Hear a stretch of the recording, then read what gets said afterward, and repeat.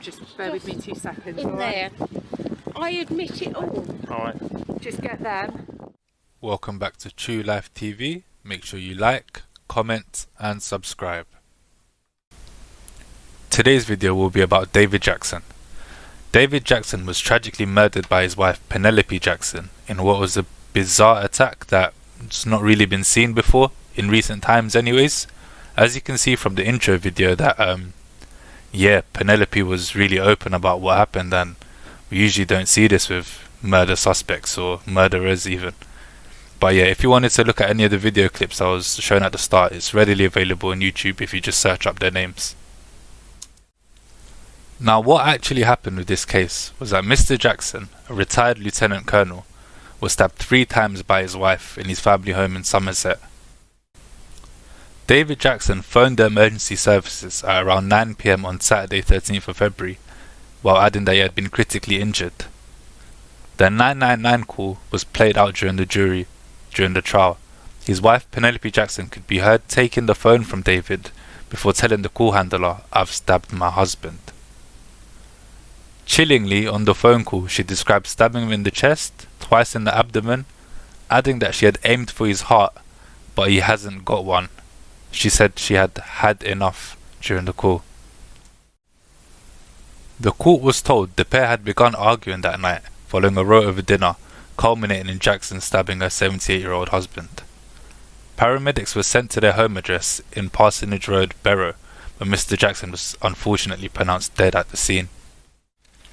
Mrs. Jackson was promptly arrested during the search of the couple's home, and police discovered a note from her entitled "Confession." Jackson wrote that her husband had been a good father, but she had taken so much abuse over the years. Police had previously been called to the address on 23rd December 2020, with Jackson reporting being afraid of her husband. Medical experts considered whether his actions could have been linked to a neurological procedure that he had undergone 2 days prior. No further calls to the police were made by the couple in the 7.5 weeks preceding Mr. Jackson's death. Jackson, aged 66, denied 1 count of murder. Following a 2.5-week trial, the jury found her guilty by majority verdict after more than 10 hours of deliberation. Judge Martin Picton handed Jackson a life sentence, of which she will spend a minimum of 18 years in prison, minus the time she's already served in custody. He said he did not detect a shred of remorse and that Jackson chose to stab her husband to death on purpose. Temporary Detective Chief Inspector Roger Doxley said this is a deeply tragic case, which centered around suspected physical and mental abuse. He added he would like to pay tribute to David's family at this difficult time, and he added how the past few months could have been really torturous for them, and they've shown incredible courage throughout this undoubtedly painful legal process. Now, this is a case that has many different aspects to it, and I think we should dive in, and I'll dive in properly during the My Thoughts section.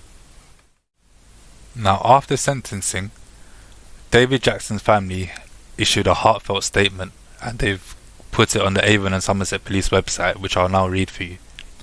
On the 13th of February, my whole world fell away from my feet. From the moment the police knocked on our door and told us what had happened, I had not only lost my dad, but I had lost my mum too. My life was changed forever. I have dealt with the looks of pity and people contacting for the gossip. I have dealt with people asking the most inappropriate questions. I have done all of this because I've had to. I have to be strong for dad. I have to be strong for mum.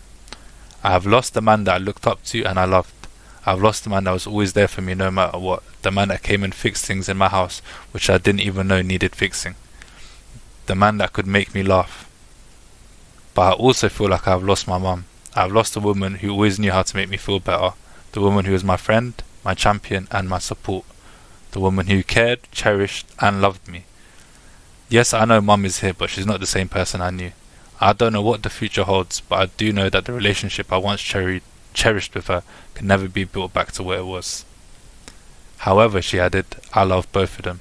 I always have and I always will. I would finally like to thank my family and friends who have supported us over the course of these 8 months, especially my husband who has been a rock to me. I don't believe we'll ever come to terms with what has happened, but would sincerely ask for our privacy to be respected as we seek to move forward with our lives.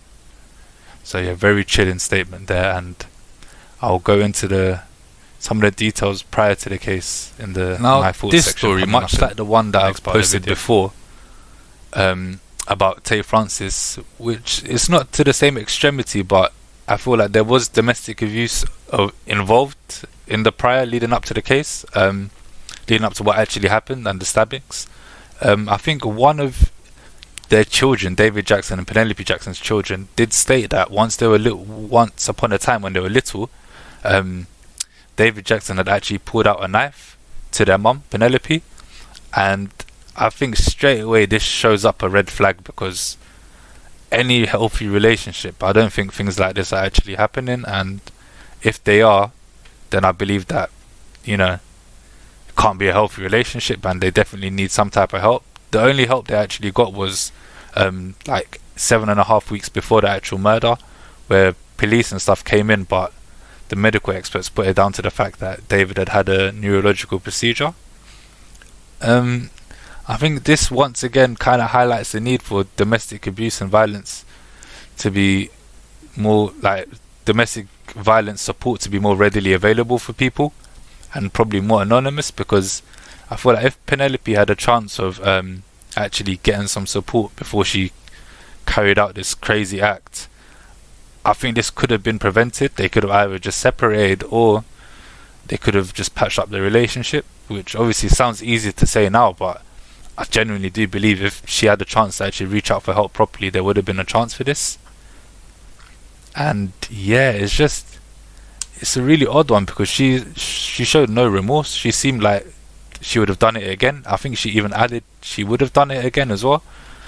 But there has been a revelation that she actually cried in the courtroom, and she mentioned how she loved him and how he loved her. But yeah, I think I don't have too much sympathy for her, I can't lie, because in some angles it just looks like a frenzied attack after like a normal row or something, and she just thought, let me stab him. But obviously it has to be a lot more deeper than that for someone to actually kill their spouse. But yeah, I'd just like to offer my condolences to David Jackson and Penelope Jackson's family, and I'd like to say RIP to David, and yeah, I sincerely hope nothing like this ever happens again.